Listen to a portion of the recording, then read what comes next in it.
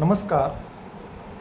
मी सहाय्यक प्राध्यापक संदीप घुगे, डॉक्टर बाबासाहेब आंबेडकर मराठवाडा विद्यापीठ व UGC Malaviya mission teacher training centre, Chhatrapati Sambhajinagar, Maharashtra state 15वा फॅकल्टी इंडक्शन प्रोग्राम 2025-26 मध्ये मी आपणास मनपूर्वक स्वागत करतो. आज मी मायक्रो टीचिंग स्किल अंतर्गत प्रश्न कौशल्य हे कौशल्य आज आपणासमोर सादर करत आहे. प्रश्न कौशल्य शिक्षक व विद्यार्थ्यांमध्ये द्विमार्गी संप्रेषण घडवून आणण्यास प्रश्न हे एक महत्त्वाचे साधन आहे. प्रश्न विचारणे हे अध्यापनाचे एक महत्त्वाचे अंग आहे. शिक्षक दैनंदिन अध्यापन करत असताना आपल्या अध्यापनामध्ये मोठ्या प्रमाणात प्रश्नांचा वापर करत असतात. शिक्षकाने अध्यापनात विचारलेले प्रश्न शिक्षणाची उद्दिष्टे साध्य करण्यासाठी उपयुक्त ठरत असतील तर निश्चितपणे अध्यापन कार्य यशस्वी होते असे आपणास म्हणता येईल. त्यामुळे अध्यापनाच्या विविध कौशल्यामध्ये प्रश्न कौशल्य हे अतिशय महत्त्वाचं असं कौशल्य आहे. प्रश्न कौशल्य त्याला इंग्रजीमध्ये आपण टीचिंग स्किल असं म्हणतो. प्रश्न का विचारले जातात? प्रश्न विचारण्याचे हेतू तर प्रथमतः प्रश्न विचारण्याचे हेतू अनेक हेतू आपणास सांगता येतील. पहिला हेतू आहे पूर्वज्ञान पडताळणी करणे. साधारणतः पाठाच्या प्रारंभी विद्यार्थ्यांना आपण शिकवत असलेल्या पाठ्य भागाविषयीचे पूर्वज्ञान आहे किंवा नाही यासंबंधी प्रश्न विचारून शिक्षक त्याची पडताळणी करत असतात. प्रश्न विचारले पूर्वज्ञानाची पडताळणी आपण जो अध्यापन घटक विद्यार्थ्याला शिकवत आहोत त्या घटकामध्ये विद्यार्थ्याला कितपत ज्ञान आहे याची उजळणी, याची पडताळणी करण्यासाठी प्रामुख्याने शिक्षक प्रश्न विचारत असतात. प्रश्न कौशल्याचा दुसरा हेतू आहे विचार प्रक्रियेस चालना देणे. अध्यापन करत असताना आशय शिकवण्याबरोबरच विषयाचा विचार विकास सुद्धा महत्त्वाचा हेतू आहे. त्यामुळे विद्यार्थी तुलना, तर्क, पूर्वकथन, कार्यकारण संबंध, त्याला परस्पर संबंध शोधायला लावणे या आधारित प्रश्न विचारून शिक्षक त्या विद्यार्थ्याच्या विचार प्रक्रियेला चालना देत असतात. त्याचा तिसरा हेतू आहे विद्यार्थ्याचे आकलन पडताळणे. आपण शिकवत असलेला विषय विद्यार्थ्याला कितपत समजला हे जाणून घेण्यासाठी अध्यापनामधून अधूनमधून शिक्षक काही प्रश्न विचारत असतात, ज्यातून अशा वस्तू विद्यार्थ्याला किती प्रमाणात समजली याचे आकलन होत असते. विद्यार्थ्याच्या अडचणी समजावून घेणे. विद्यार्थ्याला अध्यापन करत असताना तो आशय समजून घेताना काही अडचणी येत असतील तर त्या अडचणी प्रश्नांच्या माध्यमातून शिक्षक समजावून घेतात. ते एक प्रश्न कौशल्याचं महत्त्वाचं असं उद्दिष्ट आहे. पुढचं उद्दिष्ट आहे अध्यापनातील अडथळ्यांचं निदान करणे. अध्यापन ही द्विमार्गी प्रक्रिया आहे. विद्यार्थी आणि शिक्षक यांच्यामध्ये ज्ञानाचं जे आदानप्रदान होतं त्याला आपण अध्यापन असं म्हणतो.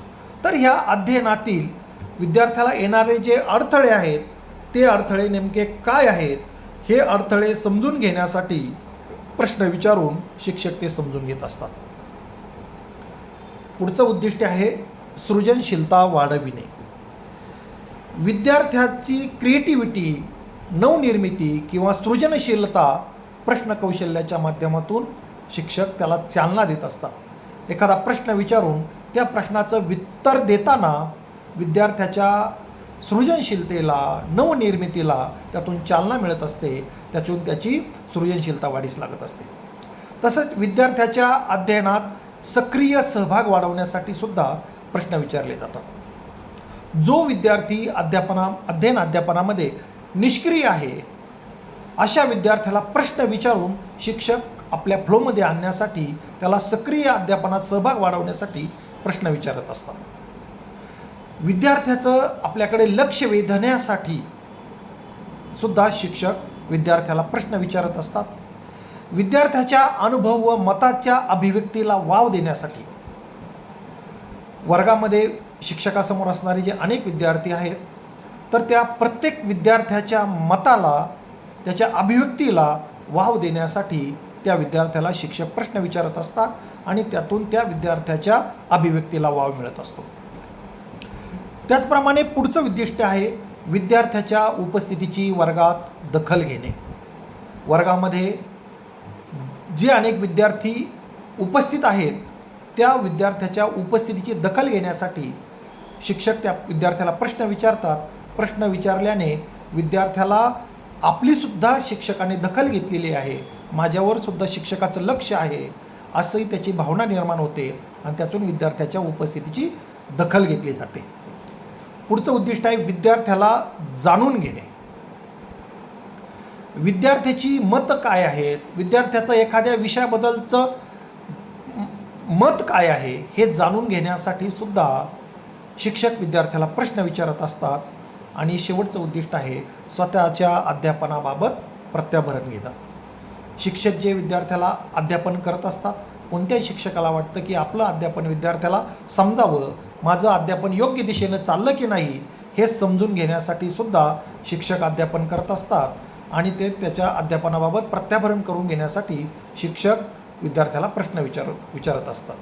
त्याच्यानंतर आहे प्रश्न कसा असावा. शिक्षक जे प्रश्न विचारतात तो प्रश्न कसा असावा. प्रश्न हा आपण जो विषय शिकवतो त्या विषयाशी सुसंगत असावा. प्रश्न हा संदिग्ध नसावा, कन्फ्युजन करणारा नसावा. प्रश्नाचा नेमका अर्थ विद्यार्थ्यांना समजावा, जेणेकरून त्याला उत्तर देणं सोपं जाईल असा प्रश्न असावा. प्रश्न हा अतिव्याप्त नसावा. प्रश्नाचं उत्तर हे अतिशय मोठ्या प्रमाणात त्याची व्याप्ती असेल असं नसावं, त्याच्या प्रश्नाची व्याप्ती ही मर्यादित असावी असा प्रश्न असावा. प्रश्न हा व्याकरणदृष्ट्या शुद्ध असावा. व्याकरणदृष्ट्या प्रश्न हा परफेक्ट शुद्ध असावा, बिनचूक असावा. प्रश्न हा सुटसुटीत असावा. प्रश्न विचारणाऱ्यालाही आणि प्रश्न समजून घेणाऱ्यालाही तो सुटसुटीत आणि स्पष्ट समजावा असा तो असावा. एका वेळी शिक्षकाने एकच प्रश्न विचारावे. एका वेळी शिक्षकाने एकच प्रश्न विचारावा म्हणजे त्या प्रश्नाकडं विद्यार्थ्याचं लक्ष केंद्रित होतं आणि तो प्रश्न विद्यार्थ्याला स्पष्ट समजतो आणि त्याला उत्तर देणं, त्याच्या विचार प्रक्रियेला चालना देण्यासाठी एका वेळी एकच प्रश्न विचारावा. प्रश्न संयुक्त नसावा. एकाच प्रश्नामध्ये अनेक उपप्रश्न असून असा प्रश्न हा संयुक्त नसावा, स्वतंत्र असा प्रश्न असावा. तसंच पाठोपाठ येणारे प्रश्न शृंखलाबद्ध असावे.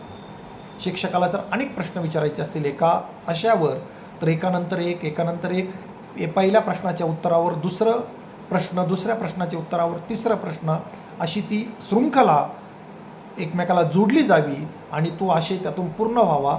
असे पाठोपाठ येणारे प्रश्न शृंखलाबद्ध असावेत असा प्रश्न असावा. पुढचा आहे प्रश्न कसा विचारावा. प्रश्न विचारतानाही शिक्षकानं प्रश्न कसे विचारले पाहिजेत या संदर्भातही एक तात्विक अधिष्ठान आहेत पहा त्याला.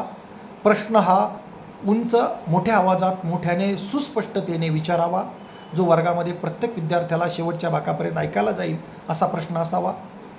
प्रश्नाचं उच्चारण हे प्रश्नार्थक उच्चारण असावं, म्हणजे जेणेकरून तो प्रश्न आहे असं विद्यार्थ्याला अभिप्राय असा व्हावं. प्रश्न हा एकदाच विचारावा, एकदाच आणि सुस्पष्ट भाषेत एकदाच विचारावा. प्रश्न सर्व वर्गाला उद्देशून विचारावा. प्रश्न हा कॉमन प्रत्येक पूर्ण वर्गाला उद्देशून असा विचारला गेला पाहिजे. तसंच प्रश्न वर्गात चौफेर विखुरलेले असावेत. प्रश्न हा फक्त एकाच विद्यार्थ्याला केंद्रीभूत मानून न विचारता पूर्ण वर्गाला गृहीत धरून प्रश्न वर्गात चौफेर विखुरलेले असावेत. तसंच विद्यार्थ्याला उत्तरानंतर विद्यार्थ्याला योग्य उत्तरास प्रबलन द्यावे. छान सुंदर अशा पद्धतीचं शाब्दिक अशाब्दिक, मान हलवून वगैरे असं प्रबलन विद्यार्थ्याच्या योग्य उत्तरात द्यावं आणि प्रत्येक उत्तराचा पुनरुच्चार करणं टाळावं. विद्यार्थ्यांनी जे प्रश्नाचं उत्तर दिलं आहे त्याचा उच्चार एकदा नक्की करावा, परंतु पुन्हा पुन्हा त्याचा पुनरुच्चार करणं टाळावं. या गोष्टी प्रश्न विचारताना शिक्षकाने पाळणं आवश्यक आहे. तो झाला प्रश्न कसा विचारावा. शेवटी आपण नमुना म्हणून काही नमुना प्रश्न दिलेले आहेत. भरती ओटी हा घटक शिकवल्यानंतर त्यावर आधारित विचारलेले प्रश्न कसे असावेत. आपण आता प्रश्न कौशल्याची तात्विक माहिती पाहिली, त्याला अनुसरून कसे प्रश्न असावेत. आपण नमुना म्हणून एक 5 प्रश्न घेतलेले आहेत. पहिला प्रश्न आहे, भरती म्हणजे काय. स्पष्ट, कमी शब्दात, मोजक्या शब्दात असा स्पष्ट प्रश्न आहे. दुसरा प्रश्न आहे, ओहोटी केव्हा पूर्ण होते. ओहोटी केव्हा पूर्ण होते असा दुसरा प्रश्न आहे. तो सुद्धा स्पष्ट, कमी शब्दात, मुद्देसूद आहे. तिसरा प्रश्न थोडासा विचारशक्तीला चालना देणार आहे. भरती ओहोटी निर्माण होण्याची कोणकोणती कारणे आहेत. भरती ओहोटी निर्माण होण्याची कोणकोणती कारणे आहेत याच्यात थोडंसं नवनिर्मिती, विचारशक्तीला विद्यार्थ्याच्या चालना देणारा असा प्रश्न आहे. चौथा प्रश्न आहे, अमावस्येला उधाणाची भरती का होते. अमावस्येला उधाणाची भरती का होते असा चौथा प्रश्न आहे. आणि 5वा प्रश्न आहे, भरती ओहोटीमुळे कोणकोणते परिणाम होतात.